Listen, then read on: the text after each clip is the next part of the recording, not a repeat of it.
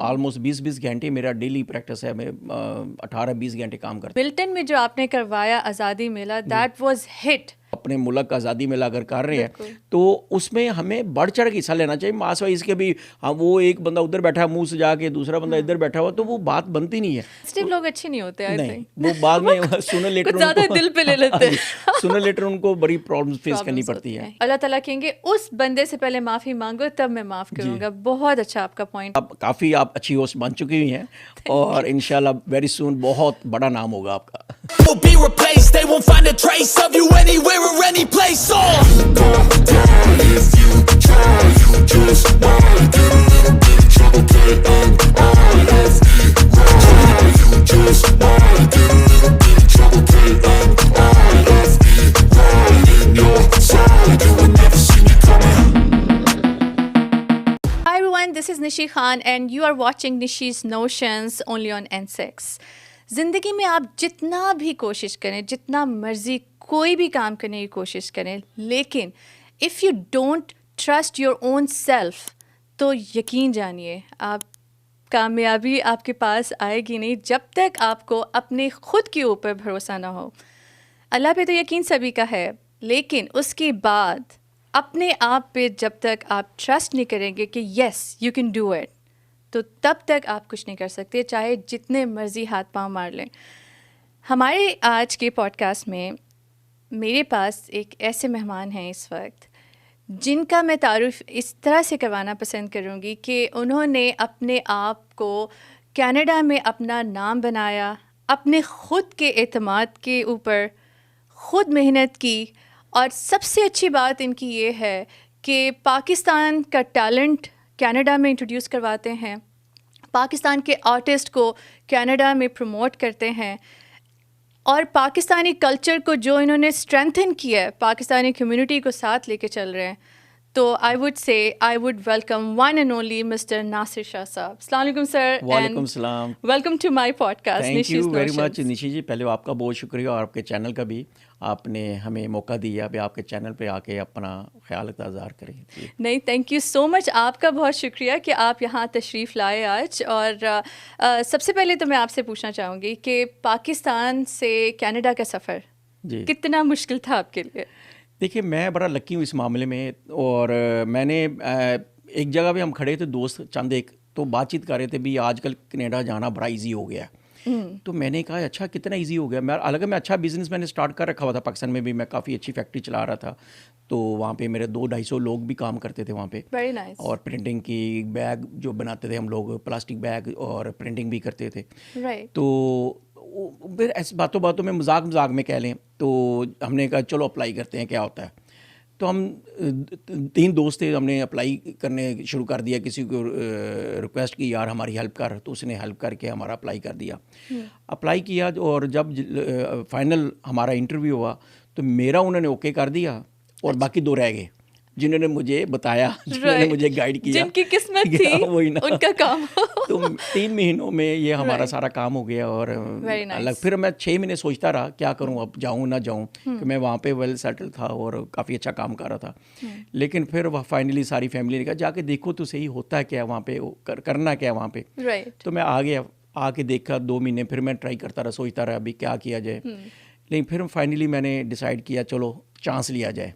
तो क्योंकि मेरा छोटा ब्रदर वहीं पे था, उसके हवाले मैंने वो सारा बिज़नेस किया। तो यहाँ पे आके फिर मैंने पहले तो एक बड़ी अच्छी मुझे जॉब मिल गई, और जॉब मैंने एक्चुअली मैकेनिकल इंजीनियरिंग की हुई है पाकिस्तान बैक होम से। तो मुझे as a plant manager job मिल गई। बड़ा मैं लकी इस मामले में भी। मैंने कुछ 2 साल जॉब की। जॉब की साथ साथ मैं बिज़नेस अपना करता रहा, छोटा मोटा जो मैं प्लान कर रहा था, जो मेरी प्लानिंग थी उसको मैं साथ कंटिन्यू करता रहा। प्लस मैं स्टडी की यहाँ पे एज ए मॉर्गेज ब्रोकर का जो था वो कोर्स वगैरह वो मैं करता रहा।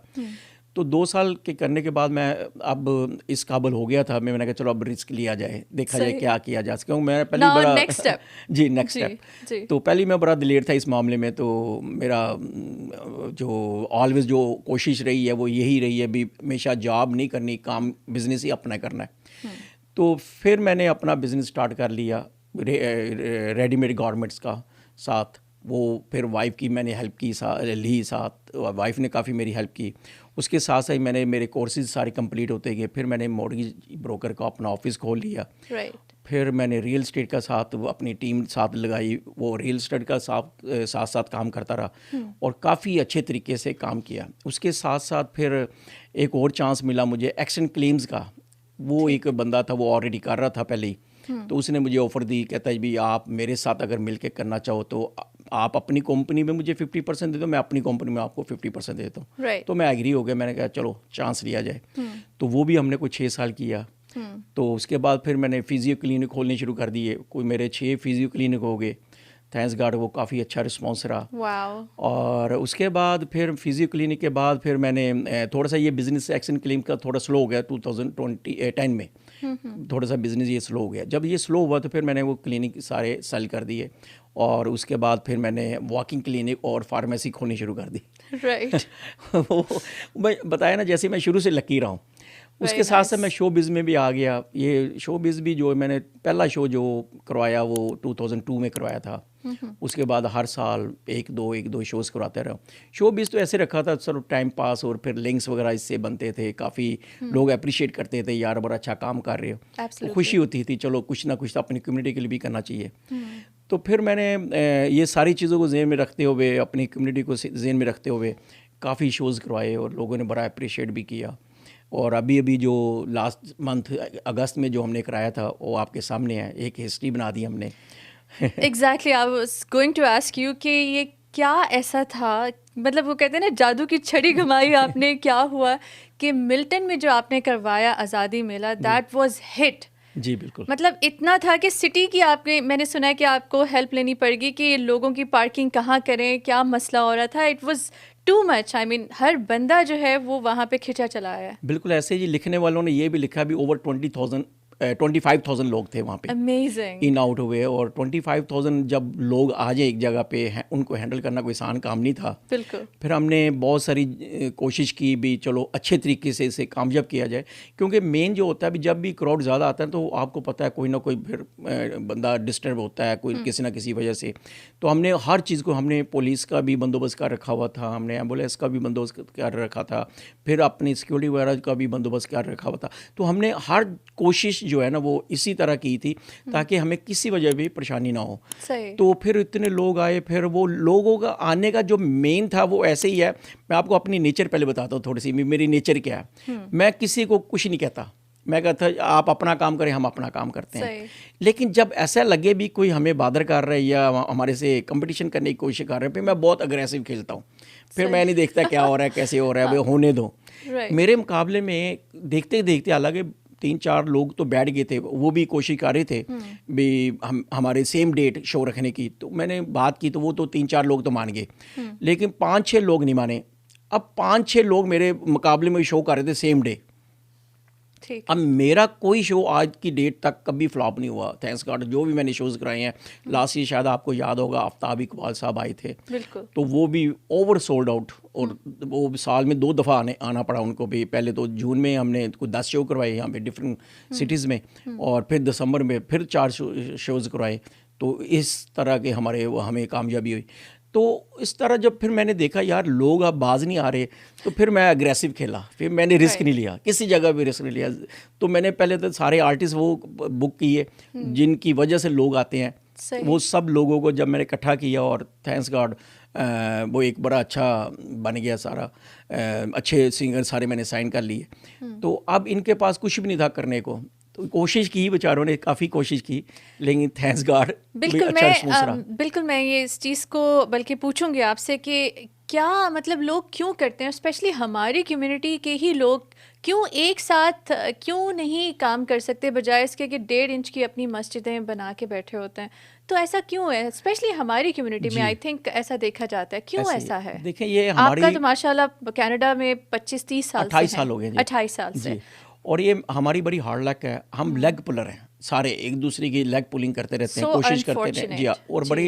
और किसी को ग्रो होते देख नहीं पाते। ये सबसे ज़्यादा हमारी कम्युनिटी में ये प्रॉब्लम है। बहुत बड़ा मैं आदमी है, मैं बहुत जगहों पे मैं लोगों को बताया भी भाई ऐसा ना करो, क्योंकि मैं जब भी रेडियो पे टॉक शो वगैरह करता हूँ, टीवी पे जाता हूँ, यही रिक्वेस्ट करता हूँ भाई इकट्ठे हो जाओ किसी तरीके से। बाकी कम्युनिटीज़ भी हैं ना, वो इकट्ठे होकर चल रही हैं, कोशिश कर रही हैं, एक दूसरे को सपोर्ट अगर करती किसी हैं। ने एक इवेंट करना भी है तो आप दूसरे से पूछें कि भाई आप इस तारीखों में तो ये इवेंट नहीं रखना चाहते, या फिर मैं थोड़ा सा आगे पीछे कर देता हूँ। कुछ लोग तो एग्जैक्ट वही डेट चूज करते हैं आगे पीछे। So this is so unfortunate कि हमारे लोग क्यों ऐसे करते हैं। बस यही तो मैं जैसे पहले जिक्र किया, ये हम लोगों की, बहुत सारे लोगों में ये मसला है। वो सिर्फ अपने आप को प्रूव करने के चक्कर में वो, या लीडर बनने के चक्कर में ये कोशिश करते हैं चलो हम किसी से कम नहीं है। भाई हम कभी भी ये नहीं कहते, किसी को मैं डिस्करेज नहीं करता। मैं कहता भाई ऐसा है, अगर आप कर सकते करो, लेकिन एक दूसरे की असलाह के साथ करेंगे, अगर एक दूसरे की अंडरस्टैंडिंग के साथ करेंगे तो हमें ज़्यादा अच्छा लगेगा। तो फिर लेकिन स्टिल जो है ना, काफ़ी जगहों पे, हम कल परसों भी हम किसी एक जगह पे इकट्ठे थे, काफ़ी वो लोग सारे हमारे जो जितने भी मेन लीडर्स हैं हमारी कम्युनिटी के, तो सबको अफसोस था भी भाई हमें आपके मुकाबले में नहीं आना चाहिए था, हमने अपनी बेइज्जती खुद कराई है। भाई वो होनी थी जब आपको पता ही नहीं है, आप हर चीज़ जो है एक दूसरे की हेल्प की वजह से आगे बढ़ते हो। मैं देखो, मैं अपना पैसा लगा के, अपना टाइम लगा के लोगों को खुश करने के चक्कर में होता हूँ। चलो लोग आएंगे, खुश तो होंगे एटलीस्ट वहाँ पे आके। वो सुना हुआ ना, जैसे वो घर से मस्जिद है बड़ी दूर, चलो ऐसा करें एक रोते हुए बच्चे को हंसाया जाए। हम उन लोगों में से हैं। हमारी जो कोशिश होती है भी ऐसा कुछ काम करें जो हमारी कम्युनिटी खुश तो हो, और हमारी जो लोग हमें प्यार करते हैं उनको किसी ना किसी आने बाने उनको जो होता है ना वो अप्रिशिएट किया जाए। सही। जब भी मैं बुलाता हूँ, किसी को भी बुलाता हूँ, किसी जगह भी कोई भी गैदरिंग हो मेरी, हर बंदा पहुँचता वहाँ पे। अब मेरा भी अखलाकी फ़र्ज़ है, अगर मैं लोग मेरे लिए कर रहे हैं सब कुछ, तो मेरा भी कुछ करना बनता है। नहीं, बिल्कुल आप सही कह रहे हैं। मुझे पहली बात तो ये समझ नहीं आती कि उन्हें लीडर वो अपने आप को खुद कहते हैं या उन्हें बनाया है किसी ने। और दूसरी बात ये कि जब हम कोई इवेंट करते हैं, आप स्पेशली लेकर आए हैं, कोई और लेकर आ रहा है इवेंट, जो भी करते हैं, तो वो ऐसा भी तो कर सकते हैं कि हाँ इस महीने या इस हफ्ते मैं लेकर आ रहा हूँ, आपके इवेंट में मैं आपको सपोर्ट करूँगा, मेरे इवेंट में आप मुझे सपोर्ट करें। तो सारे लोग मिलके एक यकजान होके, वो जो नहीं होते हैं पाकिस्तानी जी, तो जब वो इवेंट्स लेकर आएंगे तो उनमें जान भी होगी और वो कामयाब भी होंगे। बिल्कुल आपने सही फरमाया। एक्चुअली अगर ऐसा हो जाए तो मैं कहता हूँ हमसे लकी ज़्यादा कोई नहीं होगा। तो मैं वही बात कर रही हूँ, जो भी सुन रहे हैं तो वो इस बात पे यकीनन सोच सकते हैं कि हम एक दूसरे का साथ देकर, बजाय इसके कि ग्रुपिंग, हमारे पास ग्रुपिंग क्यों है? मैं बहुत देखा है यहाँ पर कि ग्रुपिंग है। स्पेशली होता है कि किसी से बात करें, वो कहते हैं कि नहीं मैं तो इस ग्रुप को सपोर्ट करता हूँ, अगर मैं आपको सपोर्ट करूँगा तो वो नाराज़ हो जाएंगे। मतलब ऐसा क्यों है? देखिए, आपने शायद नोट किया हो 40-50 लोग हैं जो ये तमाशा कर रहे हैं। मैं 100% मेरी टिप्स पे हैं वो सारे लोग। अब वो 40-50 लोग जो ये कर रहे हैं, कोशिश कर रहे हैं ग्रुप बंदी करने की, हालांकि उनको वो किसी जोगे नहीं है। मैं ऑन एयर ये कहता हूँ, ये बताता हूँ भी आपको, ये बिल्कुल किसी जोगे नहीं है। माँ सवाई इसके भी आपकी लेग पुल, उसकी लेग पुल, उसके लड़ाई, उसको बात आपको बताना, मेरी बात उसको बताना, ये सिर्फ ये करते हैं। या बैक बाइटिंग करते हैं। Back biting. वो 40-50 लोग हैं, सारे नहीं हैं। अभी वो 40-50 लोगों ने इतना गंद मचा रखा हुआ है अपने लीडरशिप में, क्योंकि वो खुद बेचारे किसी जगह नहीं है, तो अब खुद लीडर बनने के चक्कर में यार मेरी बल्ले बल्ले होगी, चलो ऐसे करते हैं। वो बल्ले बल्ले के चक्कर में और कुछ नहीं है। तो लेकिन उनको अंदाज़ा नहीं है वो लॉस एक बंदे का नहीं हो रहा, हमारी पूरी कम्युनिटी का लॉस हो रहा है। अब देखो ये वहाँ पे जब हमने गैदरिंग की है, वहाँ पे मेयर्स भी आए, हमारे कौंसल जनरल पाकिस्तान भी आए, हमारे MPs भी आए, सारे मेयर। तो अब वो इतने लोगों ने देखा नहीं होगा ये क्या कर रहे हैं हम लोग। एक ही दिन अगर हम सेलिब्रेट करना चाह रहे हैं, देखिए हमारा फ़र्ज़ है अभी, हम चलो अपने मुल्क का आज़ादी में लाकर कर रहे हैं, तो उसमें हमें बढ़ चढ़ के हिस्सा लेना चाहिए। मास वाइज के भी हम, वो एक बंदा उधर बैठा है मुंह से जाके, दूसरा बंदा इधर बैठा हुआ, तो वो बात बनती नहीं है। बिल्कुल ही बनती। आज़ादी तो एक ही है ना जी। तो वो जब आज़ादी का दिन होता ही है कि वहाँ सारे पाकिस्तानी को इकट्ठा हो जाना चाहिए, बजाय इसके कि एक पाकिस्तानी ग्रुप अलग कर रहा है, दूसरा पाकिस्तानी एक छोटी सी दूर क्यों जाते हैं, अपने हमसाया मुल्क को देख लें। यहाँ पे नेथन स्क्वायर में, मेरा ख्याल है डाउनटाउन टोरंटो में, उन्होंने एक 20,000 से 40,000, मेरा ख्याल है कितना इंडियन होगा, उन्होंने 20 को, उसके बाद 20 अगस्त को मेरा ख्याल है बड़ा अच्छा सेलिब्रेशन उन्होंने किया, अपनी आज़ादी मनाई है। तो मतलब आप उनसे तो सीख लें, अपने हमसाया ममालिक से ही सीख लेना चाहिए हम सब लोगों को कि वो किस तरह से यकजहती से, यूनिटी से कोई ना कोई जो भी सेलिब्रेशन करनी होती है एक दूसरे का साथ देकर करते हैं और उनका हिट जाता है। चाहे वो कॉन्सर्ट हो, चाहे वो उनकी आज़ादी सेलिब्रेशन है, चाहे कुछ भी है, उनका हिट जाता है। क्यों? क्योंकि वो यूनाइटेड है। सही है बात, और ये बहुत ज़रूरी है। अगर किसी कम्युनिटी ने आगे बढ़ना है तो उसके लिए बहुत ज़रूरी है। सही बात। ये हमें सोचना पड़ेगा। डज़न्ट मैटर आज सोचें, कल सोचें, परसों सोचें, लेकिन बहुत ज़रूरी है, ये सोचना पड़ेगा अगर हम चाहते हैं हमारा नाम हो। देखो हमारी कम्युनिटी में कितने एमपीज़ हैं, थोड़े से एमपीज़ हैं, ठीक है। अब दूसरी कम्युनिटी को देखो, उनके काफ़ी है। चाइनीज़ देख लो, इंडियन देख लो, उनके काफ़ी एमपीज़ वगैरह एमपीपी आ गए हुए हैं। अब इसी वजह से वो एक दूसरे को सपोर्ट करते हैं। हमारा कोई एमपी बनने के लिए अगर कोई खड़ा हुआ है किसी जगह पे, तो उसके मुकाबले में 10 बंदे और खड़े हो जाते हैं। अब नुकसान किसको है? वो आपके वोट्स डिस्ट्रीब्यूट हो जाते हैं। अगर कोई पाकिस्तानी को सपोर्ट करना चाहता है तो, वरना जब ये आप यहाँ एज ए लीडर खड़े होते हैं तो आप एक्सपेक्ट करें कि आप दूसरी कम्युनिटी के लोगों को भी, आपकी पर्सनालिटी में इतना जोर होना चाहिए कि दूसरी कम्युनिटी के लोग भी आपकी बात सुने। सही बात है। तो वो वाली बात है। हम थोड़ा सा छोटा सा एक ब्रेक लेते हैं और ब्रेक के बाद वापस आते हैं। नासिर शाह साहब से बड़ी अच्छी हमारी बातचीत चल रही है और क्योंकि इनका एक्सपीरियंस इतना ज़्यादा कनाडा में। Will take a short break and will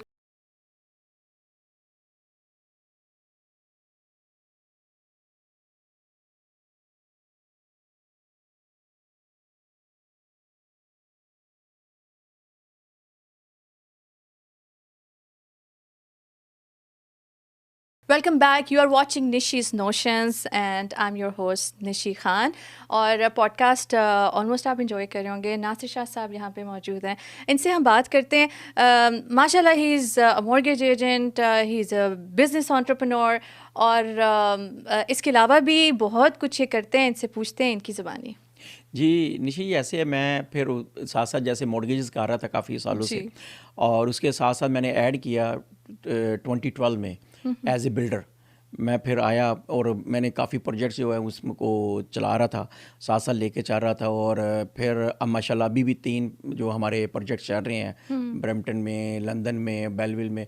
तो वो करने का काम तो काफ़ी करना पड़ता है। ये नहीं है, इजी नहीं है कुछ भी, लेकिन वो करने का मज़ा आता है। ये होता है ना भी, जब आपको समझ आ जाए किसी काम की भी, तो फिर आप काफ़ी इंजॉय करते हैं। तो माशाल्लाह काफ़ी अच्छा रिस्पांस है। और ब्रैम्पटन बल्कि हमने लास्ट ईयर सोल्ड कर दिया था, अब कंस्ट्रक्शन स्टार्ट हो गई है, सर्विस वगैरह पड़ गई हैं। अब इंशाल्लाह कंस्ट्रक्शन वेरी सून जो है मज़ीद कंप्लीट हो जाएगी।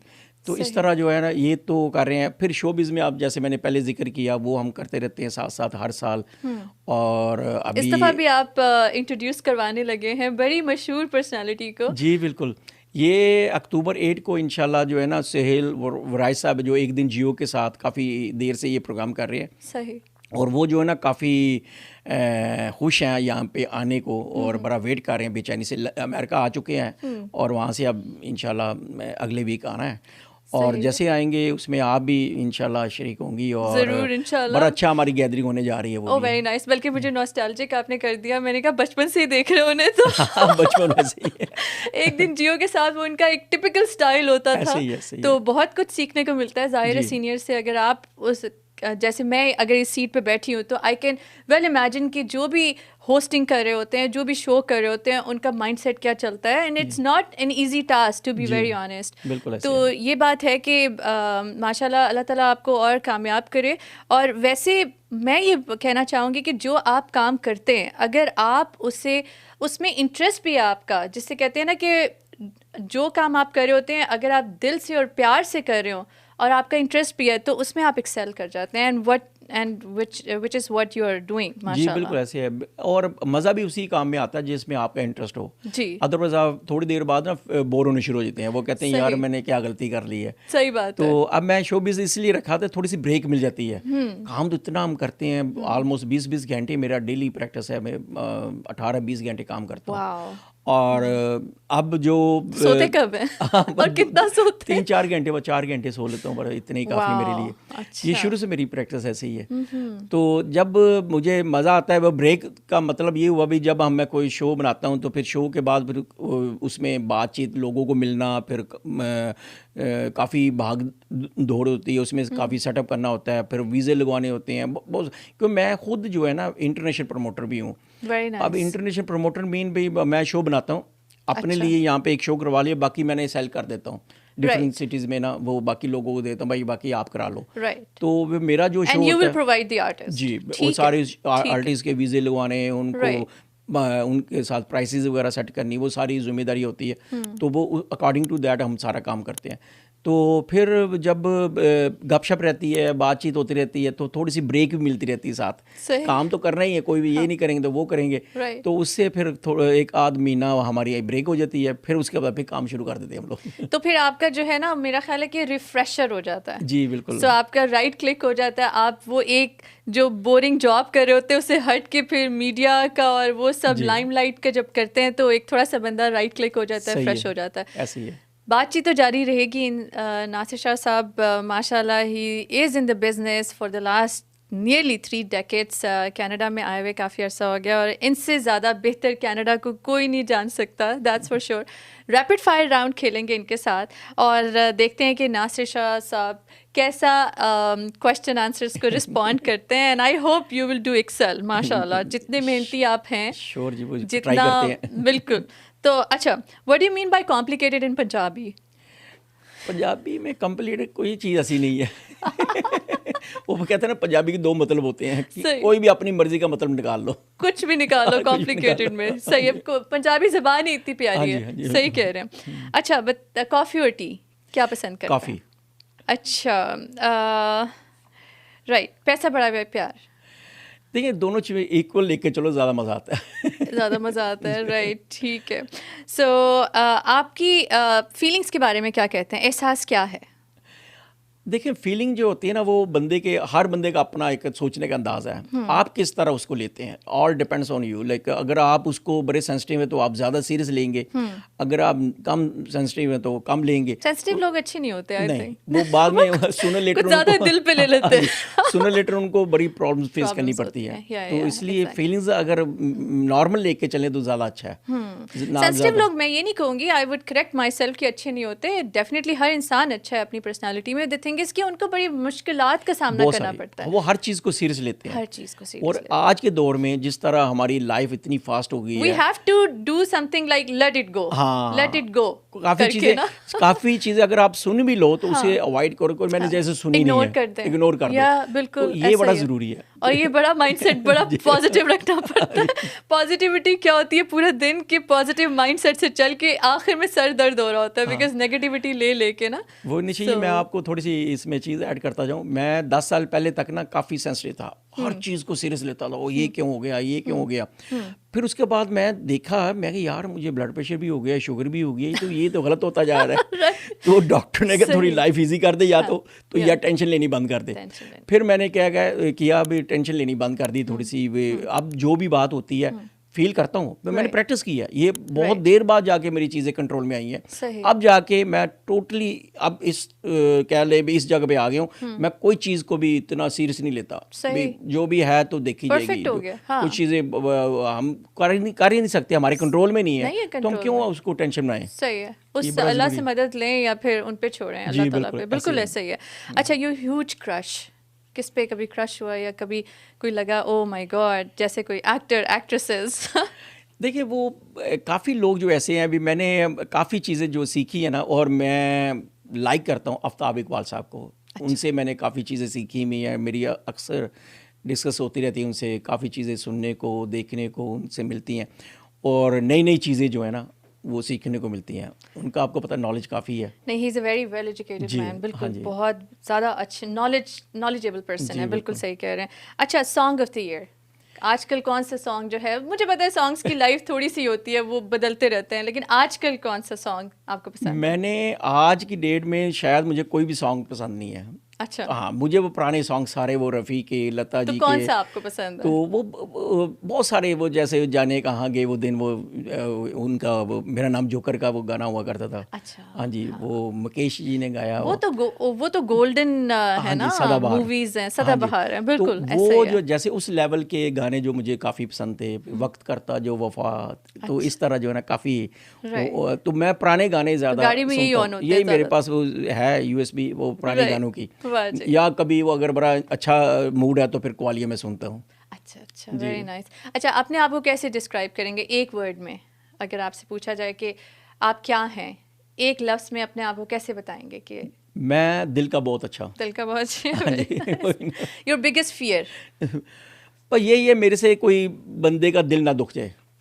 Very nice. ये बहुत ज़रूरी है मेरे लिए ना। मैं ऑलवेज ये कोशिश करता हूँ मैं पहल ना करूँ। अगर किसी ने कर भी दी तो उसे इग्नोर करो, अदरवाइज मैं मेरी तरफ से ना कुछ हो जाए। वही बात है ना कि हकूकुल्लाह अल्लाह ताला माफ़ कर देंगे, हकूकुल इबाद नहीं माफ़ कर सकते। कि अल्लाह ताला कहेंगे उस बंदे से पहले माफ़ी मांगो तब मैं माफ़ करूँगा। बहुत अच्छा आपका पॉइंट है and I really appreciate it. तो अच्छा, आप मुझे ये बताएं कि आपकी बिगेस्ट इंस्पिरेशन कौन सी है? किससे इंस्पायर है बहुत? मैंने वो पहले जैसे जिक्र किया, मैं जो है ना, मेरी वाइफ जो है वो माशाल्लाह बड़ी कोऑपरेटिव और काफ़ी जगहों पे ना मेरी हेल्प करती है। बहुत सारे मेरे बैंक्स वगैरह वो सारा कंट्रोल कर रही है, बहुत सारी मेरी प्रॉपर्टीज़ को वो कंट्रोल कर रही है। तो ये मुझे काफ़ी उसकी हेल्प मिलती है। तो मेरा ख्याल में ज़्यादा उसकी वजह से अपनी वालदा के बाद अगर मैं वाकई कह लें भी कोई दुआ करानी पड़े या कोई काम करवाना पड़े तो मैं जो कंफर्ट लेवल है वो वाइफ के साथ। Very nice, this is so great. मतलब एक स्पाउस आपका कह रहा है कि inspirational personality, very nice. I really appreciate you and I really respect you in that. अच्छा, और मुझे आप ये बताएं कि जैसे यहाँ का सिस्टम है या चले ग्लोबली अगर देखें तो पेरेंटिंग के बारे में आप क्या कहेंगे कि बहुत सख्त पेरेंटिंग होनी चाहिए या कैसी आपके ख्याल में कैसी पेरेंटिंग होनी चाहिए बच्चों के साथ? पेरेंट्स को कैसे रखना चाहिए उन्हें? देखिए, मैं इस मामले में भी बड़ा लकी हूँ। मेरे बच्चे 4 बच्चे हैं, मेरे 2 बेटियाँ 2 बेटे, और माशाल्लाह इतने ताबेदार आज के दौर में ऐसे बच्चे नहीं मिलते। अल्लाह ताला का बड़ा ही शुक्र है मेरे पे। वो जिसे कहते हैं मेरे सांस के साथ सांस लेते हैं, और आज के दौर में और इस कंट्री में रह के उनकी ज़रूरत नहीं है या मजाल नहीं है। मैं ये कहता होता हूँ भी मेरे डिसीजन अगर मैंने कोई ले लिया उसके चैलेंज करें या कोई इस तरह कोई मुझे ना माने मेरी बात। तो ये बहुत मैं लकी हूँ इस मामले में। मैंने बताया ना, मेरे हर तरफ से बड़ा लकी। तरबियत कैसे की आपने? ये बस वो लाइक एज ए फ्रेंड हमेशा। मेरे फादर, उनकी अर्ली डेथ हो गई थी, तो I was only 17 year old. तो वो मुझे अली भाई कहा करते थे। मेरा मिडिल नेम अली है। अच्छा। तो अली भाई, और मुझे जब उठाते थे मेरे नाक पे हाथ लगा के ना मुझे थोड़ा सा जैसे बादर करना थोड़ा सा। तो अगर मैं नहीं मैं थोड़ा और सोना चाहता हूँ, नहीं अली भाई उठो, स्कूल का टाइम हो गया, ये हो गया वो हो गया। तो इस तरह मुझे प्यार करते थे। कभी मुझे हाथ तक नहीं लगाया, कभी कुछ। तो मैंने वो एक्चुअली उनसे वो एक तरह की ट्रेनिंग जो है ना वो मैंने अपने बच्चों पे फिर किया।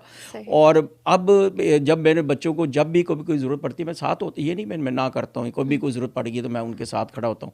लेकिन उनको डे 1 से ये बताया है मैंने, ट्रेनिंग ये दी है मैंने, बेटा एक चीज़ याद रखनी है। ये होता है क्या है, इस वर्ल्ड का एक असूल है गिव एंड टेक।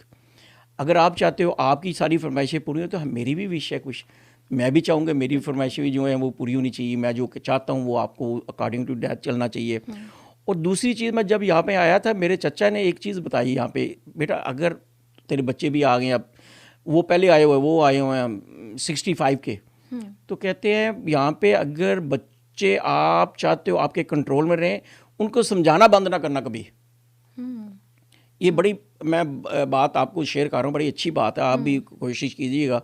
कभी ये गिव अप नहीं करना यार बच्चे को समझ नहीं आई, ये सोचिएगा बच्चे को समझाना आपने डेली बेस पे। और अगर समझ नहीं आई तो क्या रीज़न है उसका, उस रीज़न को फाइंड आउट करें। बिल्कुल आप सही कह रहे हैं। हमारी जो रूटीन है अब काफ़ी अरसे से हम ये क्या कर रहे हैं, हम डेली 9 बजे हमारा डिनर रेडी होता टेबल पे।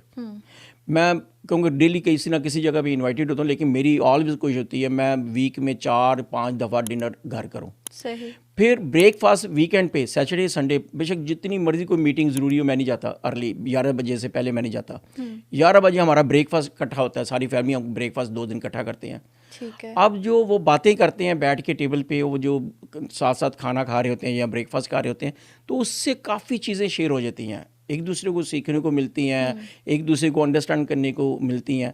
तो ये चीज़ें बड़ी ज़रूरी बेसिक चीज़ें हैं। एक तो समझाना बंद ना करें, दूसरा उनके साथ टाइम स्पेंड करें। फिर मैं जब वो बच्चे छोटे थे मैं उनके साथ पार्क जाया करता था, उनके साथ वो प्ले करता था, क्रिकेट हॉकी जो भी बच्चों बेसिकली आपने टाइम इन्वेस्ट किया ना उनके साथ। सबसे बड़ी बात यह है कि जब तक बच्चों के साथ आप टाइम इन्वेस्ट नहीं करेंगे तो यू विल गेन नथिंग। बिल्कुल इन्वेस्टमेंट है ना ये इन्वेस्टमेंट आपकी, है, बिल्कुल ये ऐसे ही है। बहुत ज़रूरी है और इस कंट्री में बहुत ज़्यादा ज़रूरी है। सही बात क्योंकि हमारे मुल्कों में शायद चल जाता है अभी थोड़ा बहुत बंदा डरा के धमका के। अब यहाँ पे मैंने आज तक बच्चों को हाथ तक नहीं लगाया, लेकिन अल्लाह का इतना शुक्र है जब कोई बात कही है तो उन्होंने पूरी की है। और ये देखें ना, अभी मैं ये 3-4 दिन पुरानी बात है, तो ऐसे ही मैं जब निकलने लगा घर से तो मैंने देखा शूज़ जो है ना मेरे डस्टी हैं थोड़े से, मैंने कैसे साफ़ कर लूँ, तो मैं वो ब्रश वगैरह उठाया तो मैं करने लगा अभी, तो मेरे बेटा दूर खड़ा हुआ था, उसने देखा ये डैडी शूज़ साफ़ करने लगा, तो भागा वहाँ से, भाग के पहुँचा, daddy no please let me do. That's amazing. अब इससे ज़्यादा आपको क्या चाहिए? तो ये चीज़ें जो है ना, मैं बड़ा सच अ लकी पर्सन यू। मैं बता रहा हूँ, मैं हर लिहाज से मुझे मेरे अल्लाह ताला पे बहुत करम कह लें, मेरे अल्लाह ताला का करम है हर जगह पे। और कोई चीज़ घर की तरफ से लोगों को सुकून नहीं मिलता, मेरा वो भी माशाल्लाह ठीक है, फिर बच्चों की तरफ से, फिर बिज़नेस माशाल्लाह ठीक है, हर जगहों पे मुझे सुकून है। इसी वजह से मेरी प्रोग्रेस ज़्यादा है और काम मैं ज़्यादा करता हूँ। और लोगों को समझ नहीं आती भी, लोग हैरान होते हैं यही चीज़ देख के, यार हम सोचते रहते हैं नासिर शाह करके फ़ारिग हो जाता है। तो ये अब उनको कौन समझाए भाई, मेरा तरीकाकार हो रहा है काम करने का। अगर आपको सीखना है तो आप आए मेरे साथ बैठे, मैं आपको पूरा गाइड करूंगा, बताऊंगा ये करें। हाँ, तो वो मासवाई वो कर ही नहीं सकते, मुझे पता है वो कुछ नहीं कर सकते मासवाई बातें करने के। तो फिर बातें जो है फिर आपको पता है हज़ूर पाक सल्लल्लाहु अलैहि वसल्लम के ज़माने भी सारे लोग करते थे वो, ये हम किसको रोक सकते हैं? कह सकते हैं, रिक्वेस्ट कर सकते हैं, लेकिन मजबूर किसी को नहीं कर सकते। सही। अच्छा, कोई ऐसी चीज़ जो हमेशा भूलते हो? चाबियाँ भूल गए या कुछ ऐसे? अच्छा, मैं इस मामले में एक और चीज़ आपको ये बताते हुए बड़ी खुशी फील कर रहा हूँ, मैं बड़ा वेल प्लानर हूँ। अब वो कैसे, मैं रात को ना सोने से पहले 5 मिनट अपने पे लगाता हूँ। सारा कुछ खाना खुना खा लिया, टीवी देख लिया, अब टीवी बंद करने के मूड में, चलो टोटली फोकस अपने पे करता हूँ। कोई अच्छा काम करूँ तो मैं अपने आप को खुद शाबाश देता हूँ, वेल डन, आज तूने बड़े अच्छा काम किया है। अगर कोई गलत काम किया हो ना, कोई दिन में कोई मिस्टेक कर ली हो या कोई गलती कर ली हो, तो मैं अपने आप को खुद ही शीट देता हूँ, मैं यार आज तूने ये कैसे कर लिया, ये क्यों हो गया। अब वो चीज़ जो है ना फिर मुझे अच्छी लगती है। और नेक्स्ट डे की प्लानिंग जो है मैं रात को करके सोता हूँ। रात को अगर मेरा कैलेंडर बना होता है, जैसे अगर मैंने कैलेंडर नहीं बना तो फिर मैं उसको बना के सोता हूँ, ये कल क्या मेरा ये स्केड्यूल है, तो अदरवाइज़ मैं फिर सोता ही नहीं उतनी देर जितने मुझे शोर नहीं हो जाता। भूलने से चांसेस कम है, मैं बहुत ही कम चांसेस है मैं कोई चीज़ भूलूँ, क्योंकि मैं प्लान करके चलता हूँ, तो इससे काफ़ी चांसेस जो हैं वो मुझे याद रहती हैं। Very nice. कोई अननेसेसरी एटीट्यूड आपको दिखाए, कैसे डील करते हैं उससे? मैं टोटली इग्नोर करता हूँ। This is the best thing. हाँ बिल्कुल, this is the best remedy. मैं बिल्कुल उससे बात करना भी पसंद नहीं करता। अगर कोई मूड में हो ना, मैं पहले अच्छा भाजी आप बड़े मैं छोटा। सही बात है। ऑब्सेशंस हैं आपको कि जैसे बार बार हाथ धोना, कोई सफाई की ऑब्सेशन, प्यार में ऑब्सेशन, कोई है आपको ऑब्सेशन? ये है आपको? हाँ, ये बड़ा ज़रूरी है। मैं हाथ वगैरह तो बड़ा ज़रूरी है, बच्चों को भी मैं हमेशा ये ट्रेनिंग दी है, अभी हाथ धोए बगैर खाने को हाथ में नहीं लगाना। अच्छा, बुर्ज खलीफा टॉलेस्ट बिल्डिंग, अगर आपको कोई कहे कि आप उसको जाएं टॉप तक, जाएंगे आप? वॉक करके या लिफ्ट, जैसे भी मतलब चढ़ना क्लाइंब करना पड़े, करेंगे? नहीं, वो नहीं करेंगे।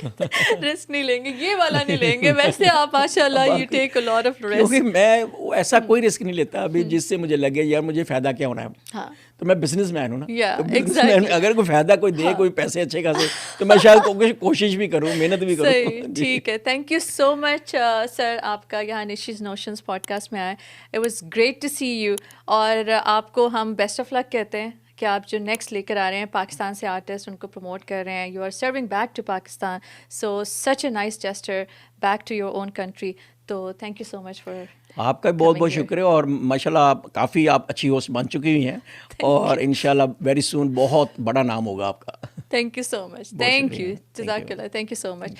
So keep watching Nishi's Notions, or I'll bring another episode with another guest.